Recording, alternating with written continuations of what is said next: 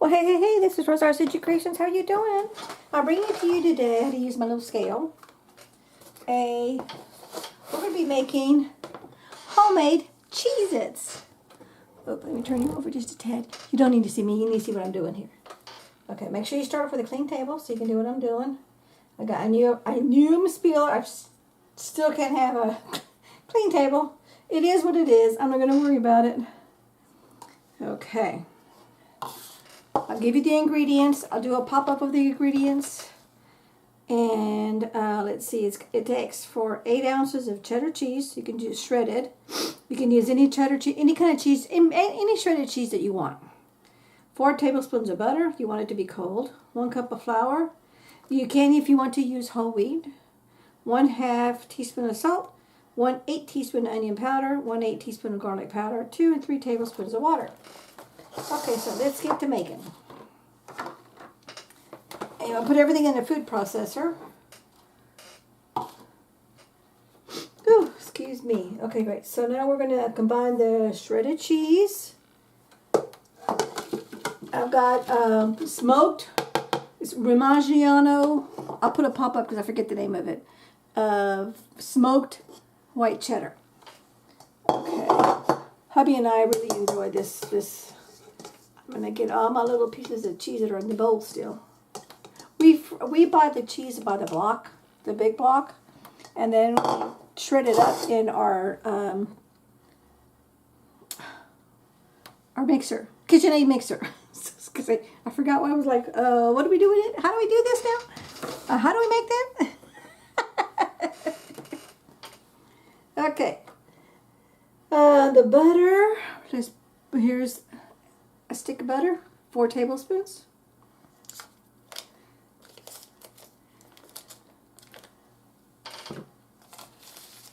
Here's my trash bowl. The salt, we're going to use pink Himalayan salt. I don't know what that is, but I don't trust it, so I'm going to leave it alone. I don't have my readers on, so I can't see very well. Up close anyway. I can see far away. Perfect. Okay, so now we're going to use 1/2 teaspoon of salt. Let's get the measurements. 1/2 teaspoon. Now, if we like this, I definitely will be making a double batch. And I haven't found any research on how long it lasts on the counter, or how long does it last on your pantry shelf. So we'll just have to kind of basically try it and see what happens. And because this has not got no preservatives, it's not like the store-bought that can sit months and months and months and months in your pantry. This does have a shelf life. There's no preservatives in it. This is the reason my whole channel is made for. It's to get away from preservative food and make my own food from scratch. So as for me and hubby, for me mainly, hubby too, we're trying to get away from all processed food as much as possible. Yes, granted, we do eat it. Hey, we're human, and I'm lazy, and I don't want to mess with something. Sometimes it's just cheaper, or it's more as time saver just to go buy it. Okay, but as 90% of my intake and hubby's is made from scratch with no preservatives, as much as possible of stuff that I have to go into the store and buy. Okay. Let's see, 1/8 teaspoon of onion powder and garlic powder. 1/8 of a teaspoon. So here's my homemade onion powder. I had my own. Actually, this batch here is. Where's my 1/8? 1/8. This batch here is store-bought onions that I dehydrated and then I ground up into powder. And look at that. It's just like the store-bought kind. Okay, 1/8 for the onion powder.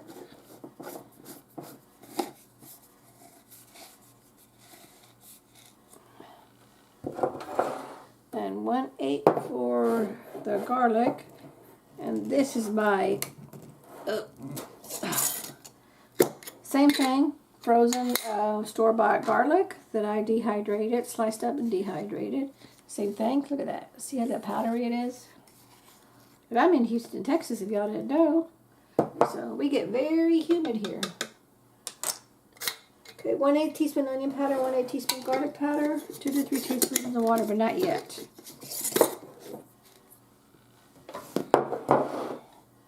And we're going to need 1 cup of flour. Let me go ahead and get that cup ready because I know I'm going to need it. Get my towel out of the way.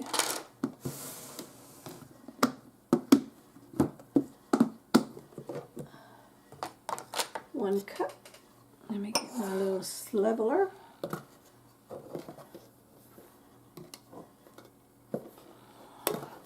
It's just going to be a lot easier for me to do this. And then let me wipe the end of that. I put this in some cheese. My little freezer bag of cheese. Okay.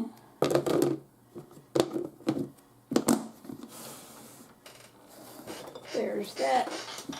I'm going to need my top so I can turn my machine on. I'm using my Ninja Professional 1500 watt. That's what I'm using. We have 2 or 3 other kind of Ninjas, but hubby really prefers Ninja, so that's the product we stick with. Okay, so you're going to combine your cheddar cheese, your butter, your salt, onion powder, and garlic powder in the food processor. And combine everything in a large bowl. Okay, but I'm not going to combine it. I'm just going to do it all right here together. I don't need to do all that other stuff. Let's turn it on. And we're going to just pulse it.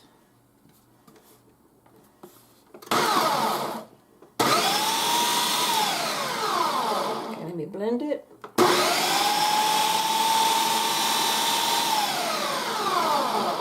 Okay, I think it's pretty much mixed up pretty darn good. This thing is powerful.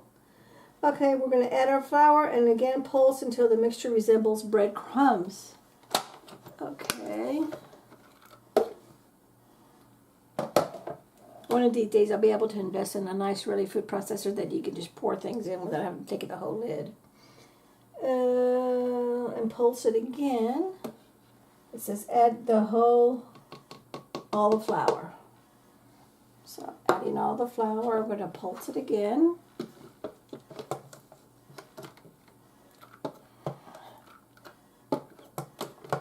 Okay, what's going on? Oh, this thing is very testy. If you don't have it exactly right, it doesn't work.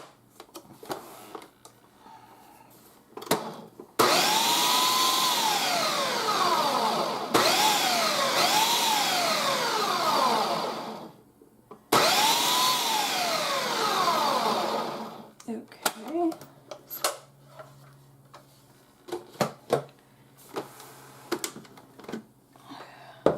And it does resemble breadcrumbs, but as you can see, it's kind of because of the cheese and the butter, it's kind of sticking to the bowl. So I'm gonna scrape the sides of the bowl, and then I'm gonna pulse it again.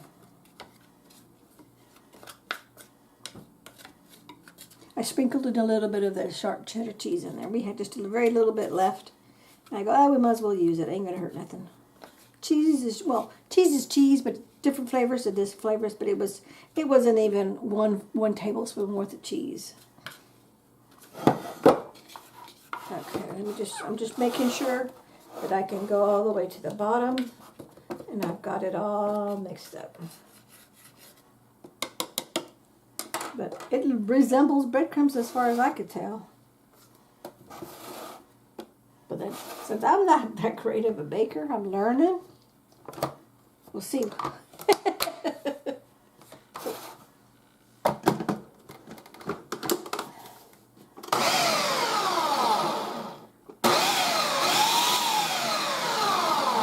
Okay, add the flour again, pulse until the mixture resembles breadcrumbs.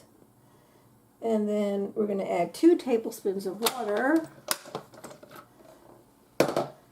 And I got my measuring cup. I went ahead and got my 3 cups, but let's just do 2. It says 2. 1. Because you may not need all 3. 3 tablespoons. We're going to pulse it again. Keep an eye on the time. I've got to go back to work. I'm on my lunch break. Okay.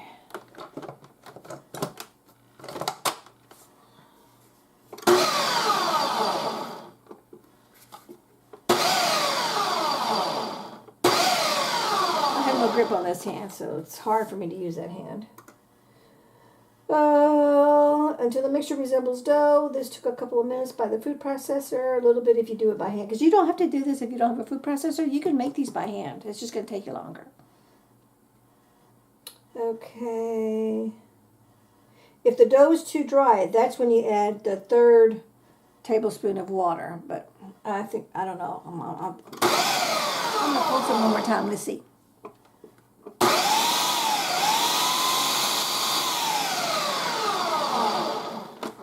Take a look.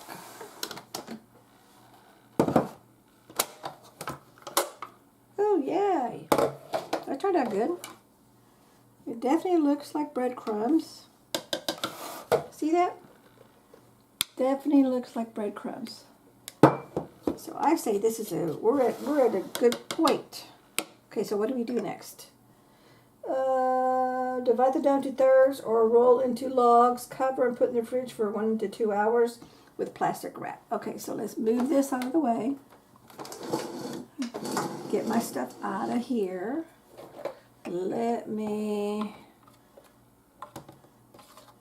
going to get my pastry sheet that I have right here. So I'm going to pause you. I'm going to move my stuff, get out of the way, and I'll bring it back. Okay, we're back. I'm moving the tripod because it's still broken. I can only move it so far though. But you can see what's going on. Okay. Divide the dough into thirds and roll into bags. Roll into logs if you want to. Okay.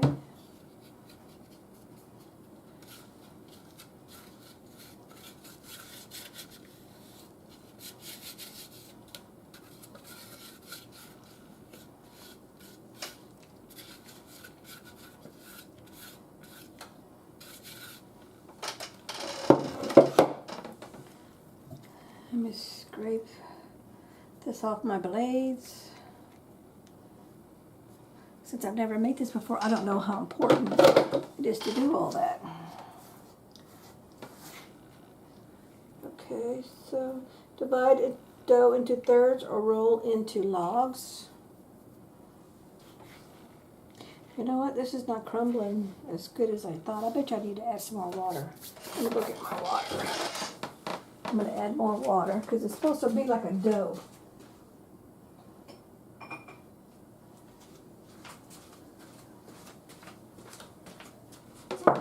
So I think I need more water.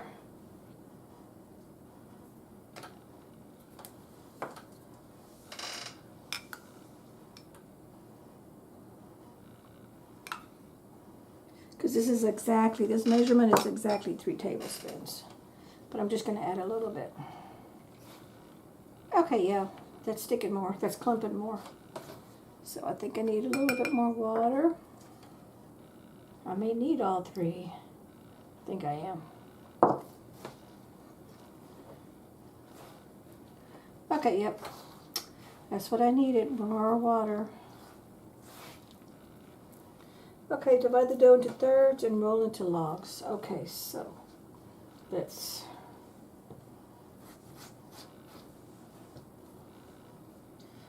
There's 1.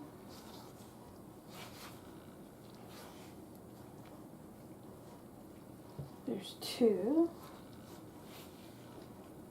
Oh, let's make this a little bit bigger. 2. And then this should be 3.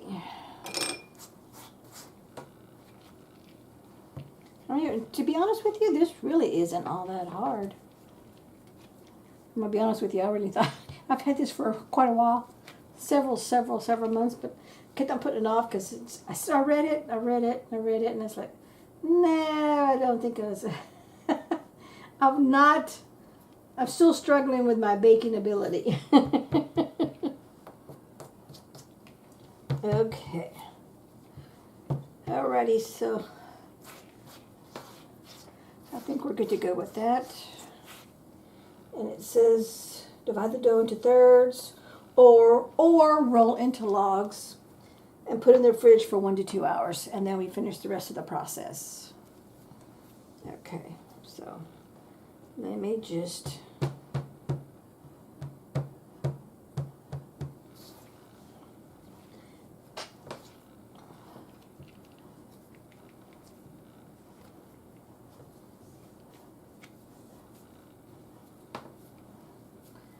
I know this is a ball, it's not a log, but that's okay.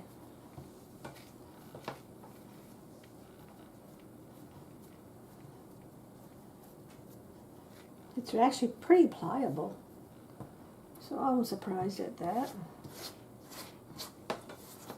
Get all my little crumbs that I have all over the place. Okay, now let's do the same thing. It does, when the more that you work with it, kind of like when you're, what you're doing is you're kneading, and it does not say anything about over kneading or anything like that, so.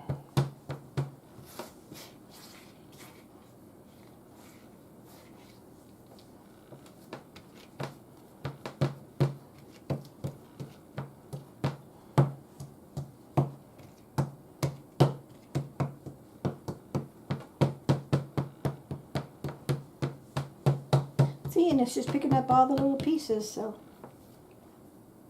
And you can see, let me show you that this is one that I haven't done. This is one that I did do. And you see the texture? It's a lot smoother like dough.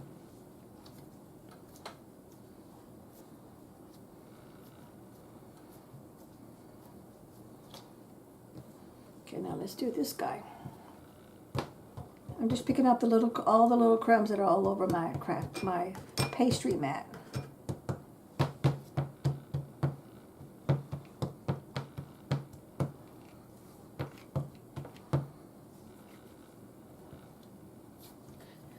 I think I'm going to make some pies. Since I have my pastry mat out, I think I may make some pies. So we're totally empty in the freezer section with some pie crusts. I'm not going to make the actual pies itself. I'm just going to make them pie crust.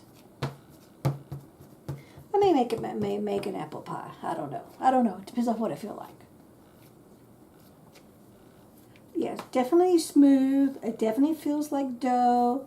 It's very pliable, very easy to work with. I think there's enough moisture. So for me, and again, it depends on the humidity of where you're at and the season that you're making this, because of the moisture in the air. But it's very, very easy to work with. You know, I'm not sitting here struggling. And you can see the yellow speckles. That is the sharp cheddar cheese that I put in there. So that worked out great. This one just worked out good. Let me just work with this one a little bit more because it's not near as soft as that other one. This one was really soft.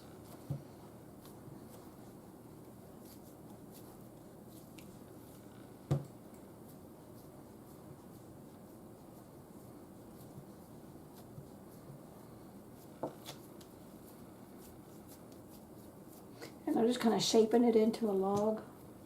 I don't know what the log shape means. If anybody knows what the log shape means, because I've heard and I've read, I do a lot of reading, and I'm not just in Google, I do other reading from other researchers, that certain ways of doing something when you're doing bacon makes a difference. Now, don't ask me why, but if you know why, post it in the comments. I really would love to know, because I really am wanting to be able to get my skills, learn what I've learned, and hand them down to our third generation, because we now have three great-grandchildren. The youngest one is almost 2 months. July. He was born July the 8th. This is August what, 12th, 13th? So he's a month old. And the other one is 2.5, and the other one is 6. But they all live in another state where we used to live. So I'm just going to wrap these up just like it said. I think I got too much wrap, but that's okay. It just said wrap it, cover and put in the fridge for 1 to 2 hours with plastic wrap.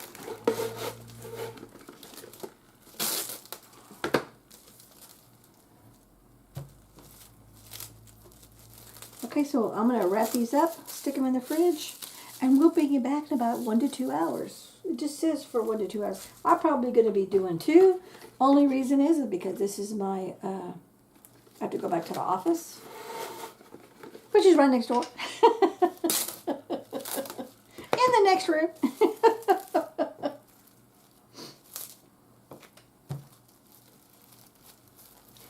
I'm really surprised at the texture of this, but then, you know, it's a cracker. So here's my 3 vlogs, and we'll bring you back when we come to the next phase.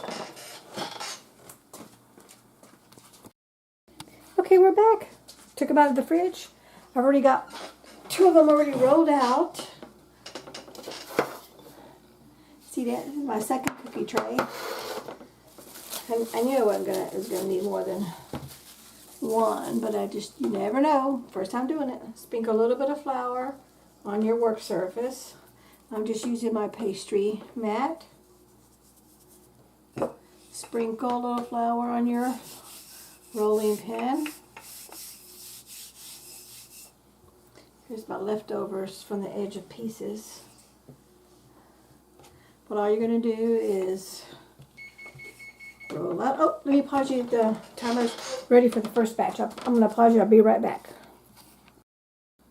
For some reason, my camera went out on me. I don't know what part you did see, what part you didn't see. And you can make what I said. Well, another thing about making these from scratch is you get to make them whatever size you want. Okay, you're just going to roll it out and cut it into little squares. Then you get a little skewer. I'm just using a metal skewer that we have. You want to poke a hole in the center of each cracker. That has something to do with the, it will expand. Oop, that's not in the center. That will expand, and it has something to do about releasing the air.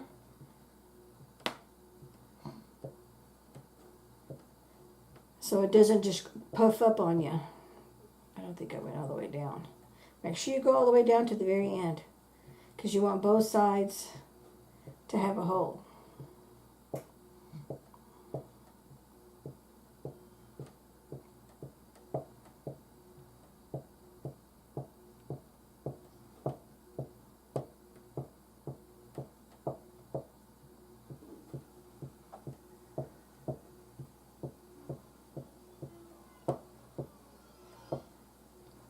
Okay, I was using this for my first one, so it's got a nice pretty shape.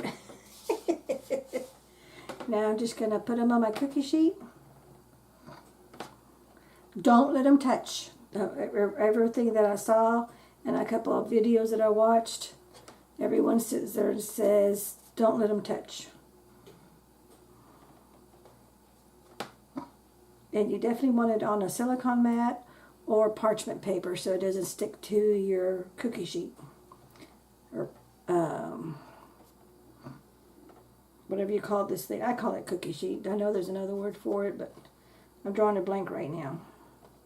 But see how some of these are long and some are square? I did this as an experiment since this is my first time doing it. I also want to know, does it really make a difference about the size? I'm assuming it would as far as baking is concerned, but I really don't know. Like here's a little tiny one.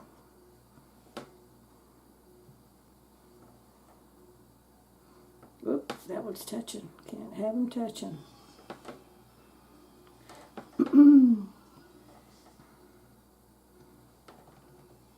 I got another cookie sheet already ready with parchment on it, because I was thinking this.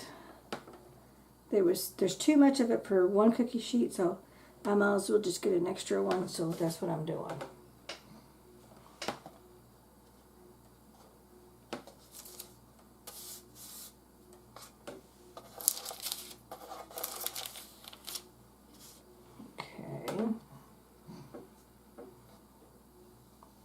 Frugal Rosa wants to get every little spot. And I don't need to because I got another cookie sheet already ready, so I've got plenty of room to give them good spacing. And then when the other ones come out and they're ready, I'll bring you to that part. So I'm going to continue doing this until they're all done.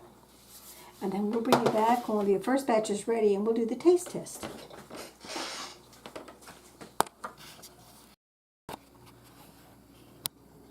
Okay, we are back.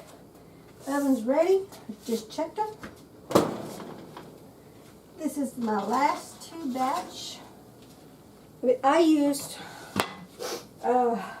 Romano smoked cheddar cheese, which is a white cheese, but it's a smoked cheese. And hubby and I really like that. And you can definitely smell the smokiness of the cheese.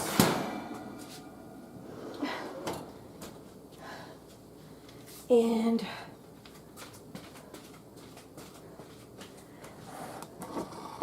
there they are. I'm going to let those cool off. But I'm going to bring you back over here to the first batch. I'm going to show you a few things, a few tips. Okay, as you can see, oh, you can't see that. Sorry about that. See that? See there they are? Let's move this over here. Okay. Now, see the thickness of that one? This is the ones that were in the middle. They were thicker dough. And then, here it is. Here's the thinner one. See the difference in the thickness? Now, listen. Crunchy, crunchy. It's not overly cheesy, but you can definitely taste the smoky cheese for sure. So hubby and I he already had some. I had him taste them, but he's going to get on the video. Now, here's the thicker one. It's a little bit more chewy. It's not so much like a cracker. So if you want a cracker, make sure you roll it really, what did it say? I don't think this one said. It didn't say at all. Just do it very thin. You kind of almost want to see through the dough. That's how thin it is. See that? See the thinness on that one end right here versus this end? You want this thinness. In fact, we'll just taste that one. The thin part is crunchy, the other part's a little bit more chewy. So, well, the good thing about this is you make it the way you want to make it. And these smaller ones, because they're thinner, got more toasty. See that? A little more toasty. So, hubby had a great idea, and I think I want to do this next. We have some Cheeto Puffs. I'm going to grind some. I'm going to do like half a batch. I'm going to grind some of just the Cheeto Puffs. Make everything like usual, roll it all like usual, but I'm going to put some of the Cheeto Puff powder on top of the dough just before it goes into the oven. I don't know if it do anything or if it will, because Cheeto Puffs are already freeze-dried to begin with. So I don't know if that's a double process, if that'll work or not, but we're going to try it, we'll see. And I'll put another video on that. It'll be probably just a quick little 3 to 5 minute little video just to say, hey, here's another way to do cheese snacks. So this is my take on making your own homemade, from scratch, no preservatives, cheese crackers. Thank you so much for watching. We'll catch you in the next video. Take care now. Bye-bye. See ya. Oh, don't forget, hit like, comment, and share.